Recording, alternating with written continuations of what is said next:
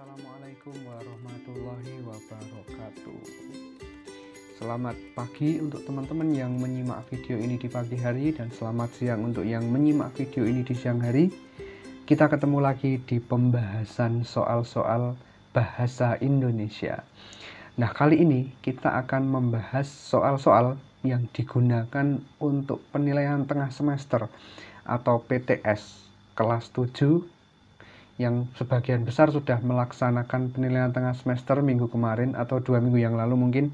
Nah, kita akan coba mengulas satu persatu soal-soal dan materi apa saja yang digunakan untuk penilaian tengah semester.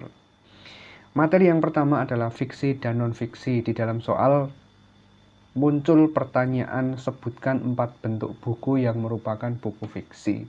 Nah, untuk memahami buku fiksi dan buku non-fiksi, kita perlu menelaah dulu perbedaan antara fiksi dan non-fiksi. Nah, di sini ya.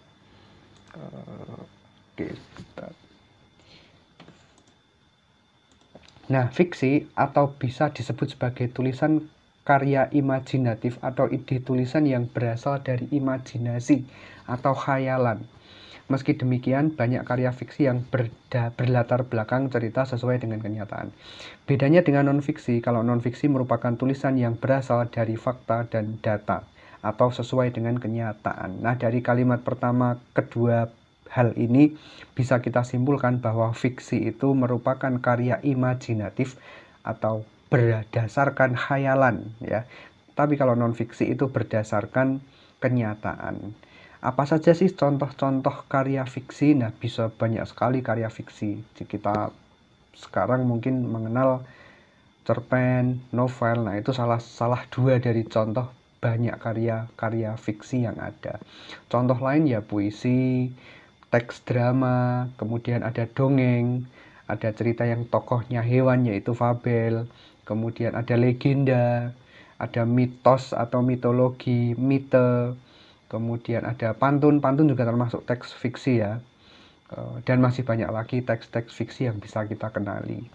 Nah, kalau tadi diminta untuk menyebutkan contoh buku atau teks fiksi, ya kita bisa menyebutkan kumpulan cerpen, novel, roman itu seperti novel ya, tapi ceritanya biasanya cerita cinta di masa lalu. Oke. Kemudian ada drama, buku-buku yang membahas tentang drama, buku-buku tentang fabel, buku-buku tentang dongeng dan sebagainya. Itu untuk topik pertama, materi fiksi dan non-fiksi. Kita lanjutkan dengan materi yang kedua, masih dengan topik fiksi dan non-fiksi. Sebutkan unsur-unsur buku fiksi yang terdapat juga di dalam buku non-fiksi. Nah, kita perlu mempelajari fiksi dan non-fiksi itu dengan menyimak unsur-unsur yang ada di dalam buku. Apa saja unsur-unsurnya? Nah, ini saya ambil dari modul Bahasa Indonesia, unsur-unsur yang ada dalam buku fiksi dan juga non-fiksi. Bisa dilihat perbedaannya ya. Kalau di dalam buku fiksi ada cover, tentu saja ada covernya. Kemudian ada rincian subbab buku, ada judul bukunya, jangan lupa, ada tokoh dan penokohan, ada tema cerita, bahasa yang digunakan, dan alur cerita. Nah, khusus untuk tokoh, tema, dan alur ini memang hanya digunakan di dalam fiksi, karena buku fiksi itu biasanya adalah buku cerita. Ya, diingat-ingat buku fiksi biasanya itu buku cerita, jadi pasti ada tokohnya, pasti ada temanya, dan pasti ada alurnya. Sementara kita lihat untuk unsur-unsur buku non-fiksi, ada cover juga tentu saja, kemudian ada subbab buku, ada judul subbab, kemudian isi buku, cara menyajikan buku, bahasa yang digunakan, dan sistematika. Nah, dari sini kita bisa melihat ya teman-teman, yang ditanyakan tadi adalah apa unsur yang sama yang ada di keduanya ya. Kita bisa melihat yang sama ya, tentu saja covernya sama, ini ada covernya. Kemudian ada rincian subbab ya. Kalau di dalam buku fiksi ada judul buku, ini ada judul subbab juga. Tapi kalau judul buku kan beda dengan judul subbab. Kedua-duanya memang ada judulnya ya. Jadi boleh nanti ditulis dua-duanya ada judulnya. Cuma kalau fiksi belum tentu ada judul subbabnya. Kemudian yang sama lagi adalah yang F ini. Ya. Nah, jadi ada 3 poin yang sama, ya, ini bagian cover buku, bagian rincian subbab buku, dan judul. Boleh kalau nanti kamu nulis judul mungkin akan dibetulkan oleh Bapak Ibu guru. Dan yang keempat adalah bahasa yang digunakan, itu sama. Oke ya, bisa dipahami, ini bisa di screenshot nanti untuk mempelajari persamaan dan perbedaan unsur pembangun buku fiksi dan non-fiksi.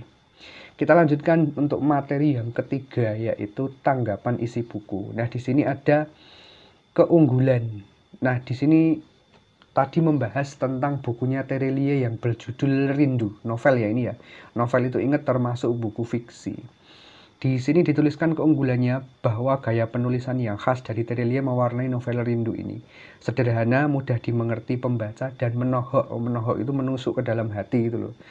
Menyentuh lah istilahnya itu. Di beberapa dialog, Terelie menuliskan dialog berbahasa Belanda. Nah ini kan ada keunggulannya, ada bahasa Belandanya. Meski tidak disertakan artinya, pembaca dapat memahami maksud dari dialog tersebut dengan deskripsi yang sangat jelas dari penulis. Berarti walaupun menggunakan bahasa Belanda, tapi kita tetap bisa mengikuti alur cerita dari buku itu ya. Terus kelemahannya, novel ini tergolong sangat tebal. Kalau tebal ya pasti kehidupan di atas kapal, jadi membuat pembaca merasa bosan. Siapapun kalau novel tebal biasanya, kalau ada buku tebal biasanya merasa bosan ya. Selain itu alurnya terasa sedikit lebih lambat di bagian awal. Jadi kayak terlalu lama ceritanya ceritanya gimana atau kok lama banget. Nah itu. Pertanyaannya adalah tulislah sebuah komentar berdasarkan data buku di atas. Nah, komentar itu bisa nanti memberikan saran, bisa memberikan pujian, bisa memberikan kritik ya. Jadi ada 3 model untuk menuliskan tanggapan. Memberikan saran, buku ini sebaiknya dibaca siapa, buku ini sebaiknya bagus dibaca ketika bagaimana ya, atau mungkin kamu memberi masukan ke penulisnya, buku ini sebaiknya disertai gambar, boleh aja. Boleh diberikan kritikan, misalnya buku ini terlalu sulit karena banyak menggunakan bahasa Belanda ya, buku ini terlalu tebal sehingga mungkin selain membaca merasa bosan, pembaca juga penasaran dan akhirnya nggak jadi baca, bisa juga gitu.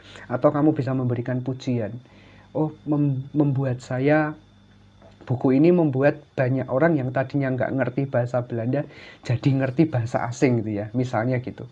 Jadi ada 3 model tanggapan tadi yang bisa kamu buat, yaitu pujian, wah tak tulis di sini ya, pujian, ada juga bisa menuliskan kritikan,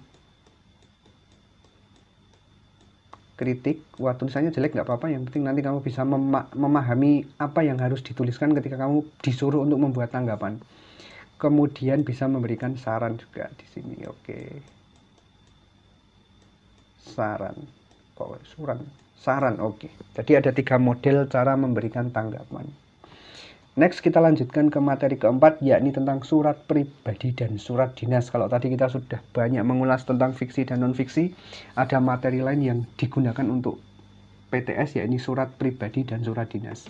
Pertanyaannya, sebutkan perbedaan antara surat pribadi dan surat dinas yang kalian ketahui. Nah, di sini sudah saya rangkumkan perbedaan surat pribadi dan surat dinas. Nah, bisa disimak dari nomor 1, yaitu hubungan antara pengirim dan penerima surat. Surat pribadi biasanya sebatas dengan keluarga, teman, saudara, sahabat, dan lain-lain. Yang intinya yaitu punya hubungan dekat dengan penulisnya. Kalau surat dinas itu untuk institusi, lembaga, organisasi, ataupun perorangan nanti ya. Kemudian bahasa yang digunakan, nah ini yang sangat jelas bisa dilihat. Bahasa yang digunakan dalam surat pribadi adalah bahasa santai, sementara bahasa yang digunakan dalam surat dinas adalah bahasa resmi. Lebih gampangnya, contohnya kalau surat pribadi kamu boleh menggunakan kata enggak, atau ndak. Tapi kalau dalam surat dinas itu harus baku menggunakan kata tidak. Nah gitu contohnya ya. Nah itu nanti banyak sekali yang bisa dipelajari dari bahasa resmi dan bahasa santai ini. Kemudian nomor 3, unsur dalam surat. Unsur dalam surat, kalau dalam surat pribadi ya cukup ada tujuannya untuk siapa, ada tanggalnya, ada pembuka, isi, penutup, sama tanda tangan, udah. Tapi kalau di dalam surat dinas unsurnya kompleks. Kompleks itu banyak ya. Ada kop surat, mulai dari kop, kepala surat. Terus kamu cantumkan lampiran, di situ ada nomornya juga ya. Kemudian ada hal, undangan atau pemberitahuan atau apapun yang biasanya digunakan di dalam surat dinas, pemberitahuan, undangan, himbauan, peminjaman tempat, nah dan sebagainya itu. Kemudian nomor 4 ada tujuan penulisan. Kalau ini ditulis untuk urusan pribadi ya, tanya kabar, tanya lagi sibuk apa sekarang, lagi ya tanya-tanya tentang hal-hal urusan pribadi. Nah, kalau surat dinas itu biasanya untuk urusan kelembagaan, misalnya sekolah memberikan pemberitahuan libur, atau sekolah nanti memberi pemberitahuan masuk, ya itu kan untuk urusan kelembagaan atau kedinasan. Kemudian yang terakhir nomor 5, informasi yang ditulis atau disampaikan. Kalau surat pribadi biasanya hanya menanyakan kabar. Nah, ini yang sudah dibahas tadi berhubungan dengan yang nomor 4, menanyakan kabar atau menanyakan kesibukan ya, atau memberi informasi tentang pribadi, misalnya wah saya sekarang udah lulus dari SMP nih mau lanjut ke SMA, itu kan kamu bisa nulis surat ke temanmu atau ke saudaramu gitu.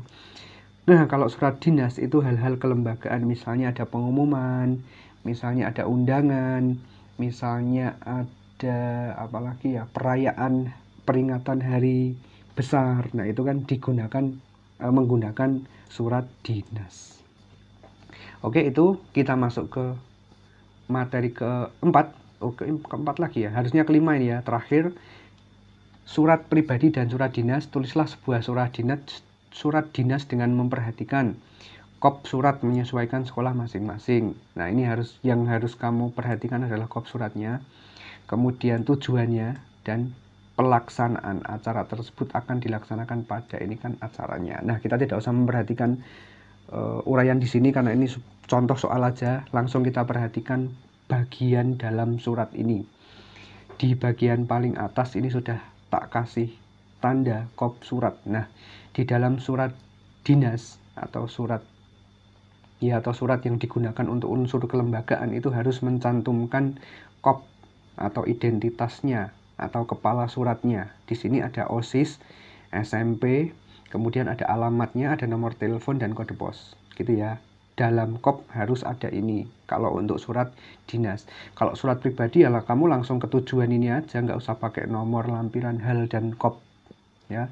Tapi kalau surat dinas itu harus menggunakan 1, 2, 3, 4 ini, 4 poin ini. Kemudian tujuan. Nah, tujuan itu terangkum di sini dalam rangka mendukung pelaksanaan program. Nah, ini kan kami mengharap kehadiran saudara. Nah, ini kan tujuannya.